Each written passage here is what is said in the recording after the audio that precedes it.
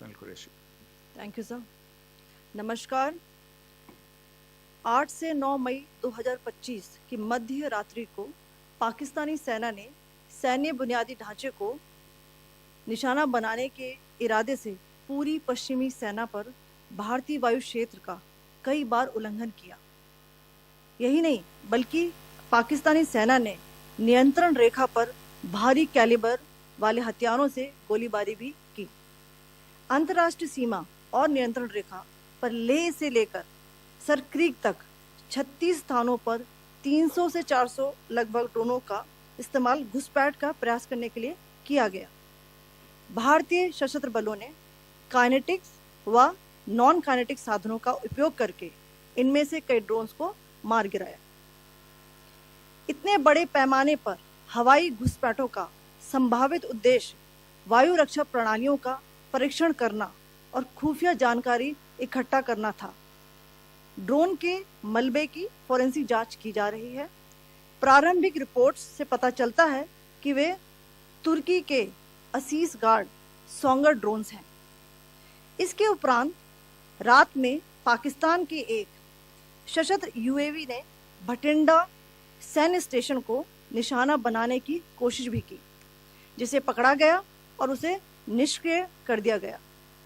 पाकिस्तानी हमले के जवाब में पाकिस्तान में 4 हवाई रक्षा स्थलों पर सशस्त्र ड्रोन्स लॉन्च किए गए। इनमें से एक ड्रोन एडी रडार को नष्ट करने में सक्षम रहा।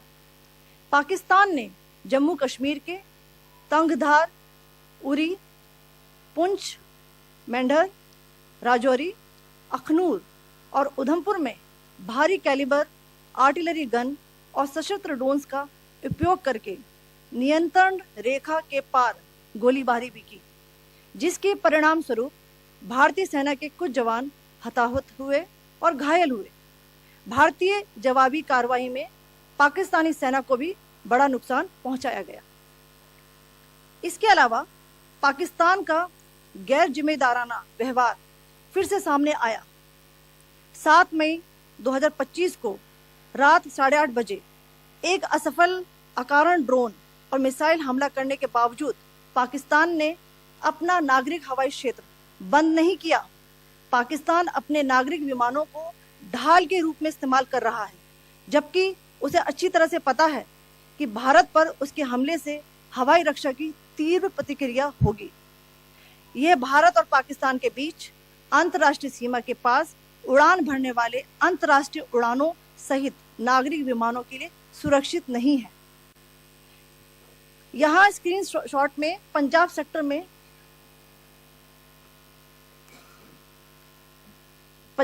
में हाई एयर डिफेंस अलर्ट स्थिति के दौरान एप्लीकेशन फ्लाइट रडार 24 का डेटा दिखाया गया है।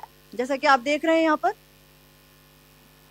भारतीय पक्ष का हवाई क्षेत्र घोषित बंद के कारण नागरिक हवाई यातायात से पूरी तरह से रहित है। कराची और लाहौर के बीच के हवाई अड्डे मार्ग पर नागरिक एयरलाइंस उड़ान भर रही है। हाई अलर्ट किया गया है विमान फ्लाइनेस एविएशन का एयरबस 320, जैसा कि आप यहाँ देख रहे हैं, जो कि शाम को 5:50 बजे दमम से शुरू हुआ और रात को 9:10 बजे लाहौर में उतरा। ये सारा डिटेल्स आप यहाँ देख रहे हैं, ये डिटेल्स यहाँ लिखा हुआ है। Can you see this?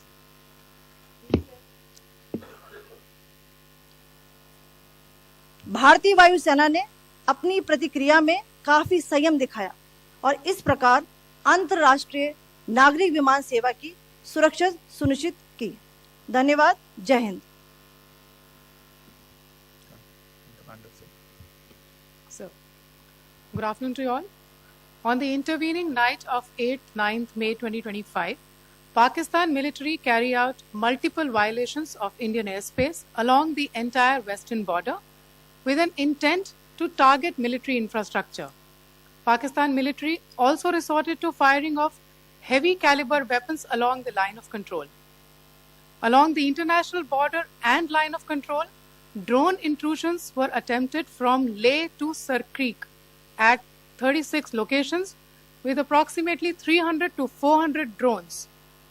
Indian Armed Forces brought down a number of these drones using kinetic and non-kinetic means. The possible purpose of these large-scale aerial intrusions were to test the AD systems and gather intelligence. Forensic examination of the drone debris is being undertaken. Preliminary reports suggest them to be of Aziz Guard Songa drone of Turkey.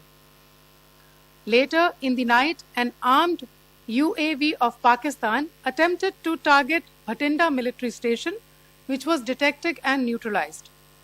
In response to the Pakistani attack, armed drones were launched at 4 air defense sites in Pakistan.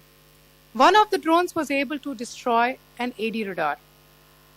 Pakistan also carried out artillery shelling across the line of control using heavy caliber artillery guns and armed drones at Tangdhar, Uri, Poonch, Mendhar, Rajouri, Akhnur and Udhampur in Jammu and Kashmir area, which resulted in some losses and injuries to Indian Army personnel.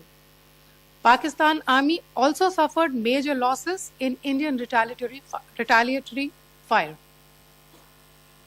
Additionally, Pakistan's irresponsible behavior again came to fore. Pakistan did not close its civil airspace despite it launching a failed unprovoked drone and missile attack on 7th May at 8:30 hours in the evening.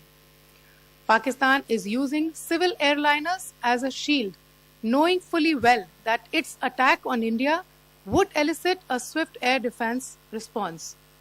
This is not safe for the unsuspecting civil airliners, including the international flights which were flying near IB between India and Pakistan. The screenshot we just showed and we shall share with you, it shows the data of the application Flight Radar 24 during a high air defense alert situation in the Punjab sector. As you have seen, the airspace on the Indian side is absolutely devoid of civil air traffic due to our declared closure. However, there are civil airlines flying the air route between Karachi and Lahore. Amongst the other civil aircraft that you can see, we have highlighted an aircraft which is Airbus 320 of Flynas Aviation, which was originated from Dammam at 1750 hours and landed later at Lahore at 2110 hours in the night. Indian Air Force demonstrated considerable restraint in its response, thus ensuring safety of international civil carrier.